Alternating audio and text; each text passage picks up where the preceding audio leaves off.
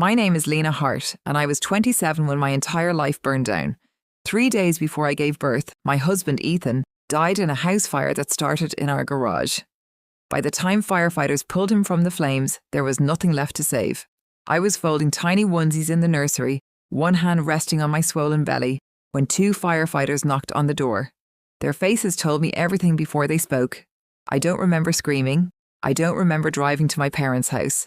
I only remember waking up on their couch 3 days later with contractions tearing through me. My mother drove me to the hospital in silence. She dropped me at the entrance and said she'd be back. She never came upstairs.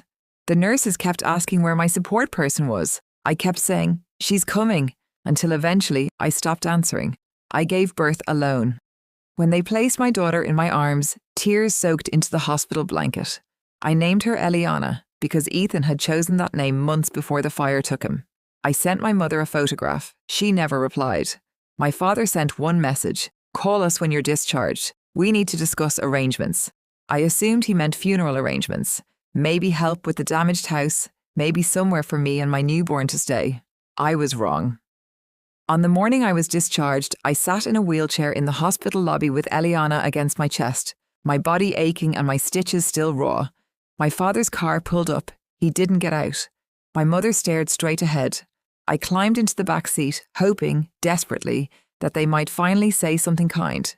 Instead, my father looked at me through the rearview mirror. "You're discharged now," he said. "Take the baby and go back to his family." I actually laughed because I thought my father was joking. He wasn't. My mother slowly turned around in the passenger seat. Her face was colder than I'd ever seen it. "Widows aren't our responsibility," she said.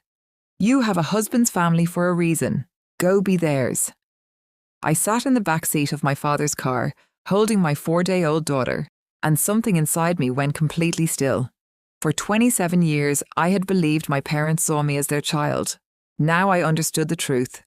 They had only seen me as a responsibility, and with my husband dead, they were trying to pass that responsibility to someone else. "Where do you want me to go?" I asked. My voice didn't shake.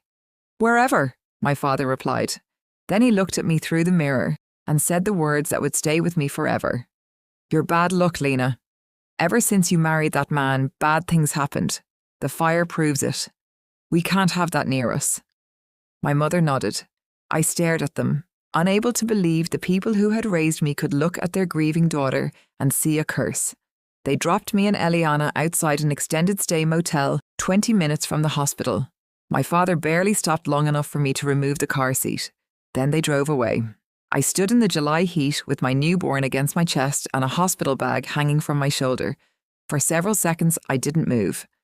Then I made one phone call. Not to a friend, not to a shelter. I called the only person Ethan had ever told me to contact if something happened to him, his godfather. Marcus Vale answered on the second ring. "Lena," he said, his voice immediately concerned. "What's wrong?" I told him everything. When I finished, there was silence. Then his voice changed. It became calm, flat, certain.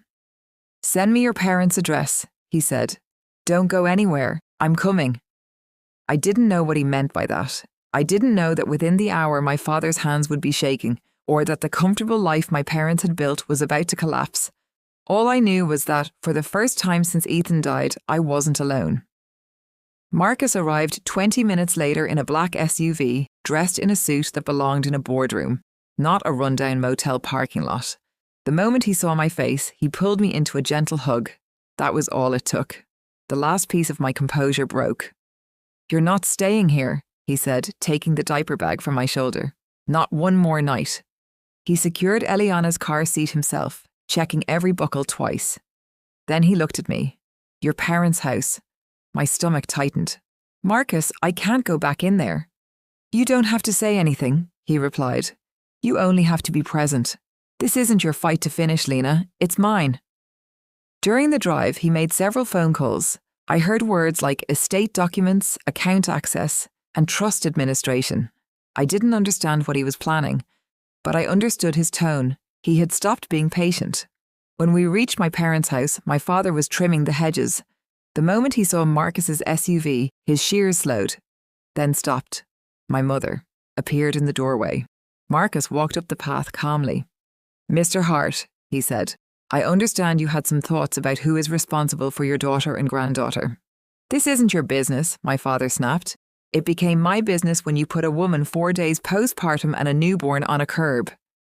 Then Marcus explained everything. Ethan hadn't only left me a house and life insurance.